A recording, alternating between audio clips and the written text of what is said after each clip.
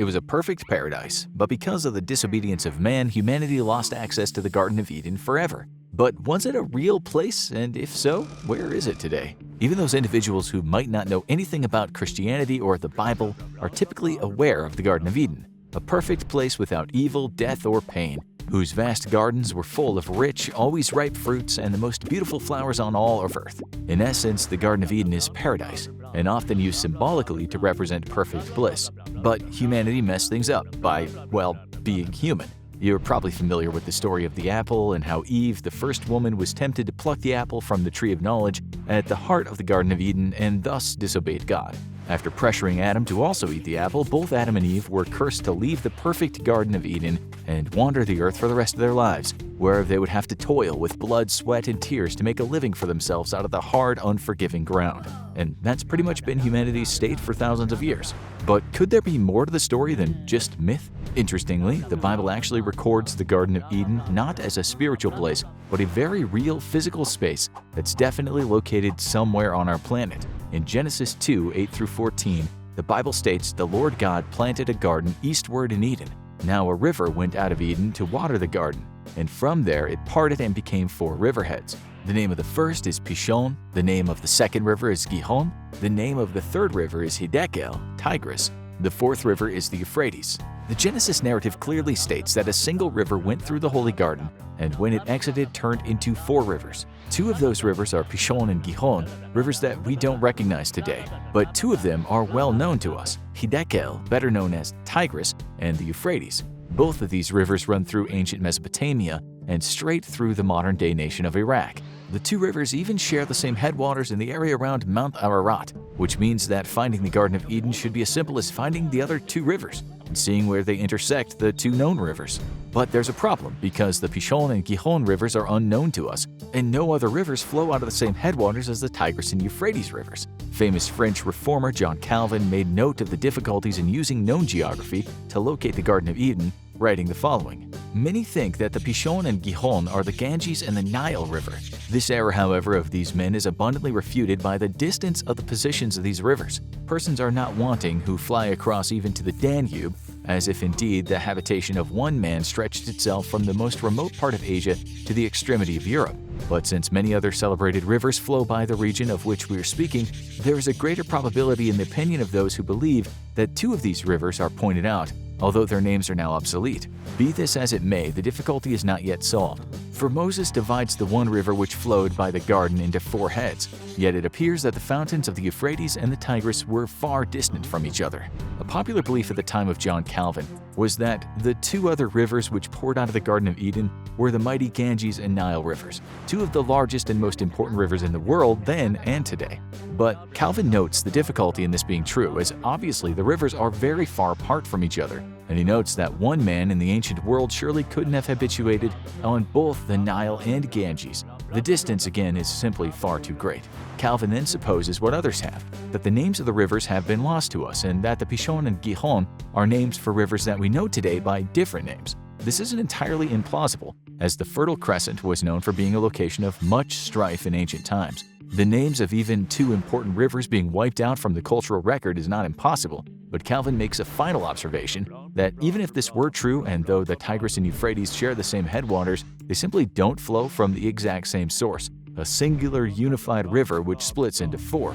What we have now is 3 missing rivers, because don't forget the river that flowed through Eden is what split into 4 to create the other 4 rivers. And yet the author of Genesis is insistent that Eden was a real geographical place and not a symbol or mythological location. Creationists and biblical literalists have an answer for the missing rivers. They were destroyed by flooding, rather by one specific flood, Noah's flood. In the Bible, the world grows so wicked that God decides to wipe the slate clean. He finds Noah and his family to be the only faithful people left on the face of the earth, which, to be fair, at the time would have only been a few tens of thousands of people. Thus, to ensure humanity survives, he orders Noah to build a massive ark that can hold him and his family, along with 2 of every land species, male and female, of course. The rain starts to pour, which confuses people because until that point there had been no rain, and eventually everything floods, leaving only Noah and his boat full of animals to survive and repopulate the earth. The Bible is clear that the flood was so bad that it covered even the tops of the mountains up. There are obviously a whole host of problems with this account, namely that it would be impossible to house and feed two of every land species for over a year on one boat. Also, it would be impossible to even build that boat without the assistance of modern technology, though Noah did build for years. The material cost alone would have made it necessary for Noah to be the Jeff Bezos of his day. Though to be fair, the flood account doesn't mention if Noah was rich or not. Then there's the more scientific problems. Flooding the entire Earth so that even the tops of the mountains would be below sea level is simply impossible. All that water would have to go somewhere after the flood, and we're talking about incredible, mind-boggling amounts of water. At the very least, we should see that water locked up in massive glaciers dozens of miles tall at the poles, but we don't. If Noah's Ark had also been coasting on water above mountaintops so high, he would have had to deal with a thinner atmosphere, though we suppose it's possible the atmosphere would have been compressed by rising floodwaters, so perhaps that mitigates some of the altitude sickness which would be plaguing Noah and his animals. Perhaps most importantly of all, though, is the fact that there is simply zero evidence for a global flood, no matter what Ken Ham and his cherry-picked science like to say.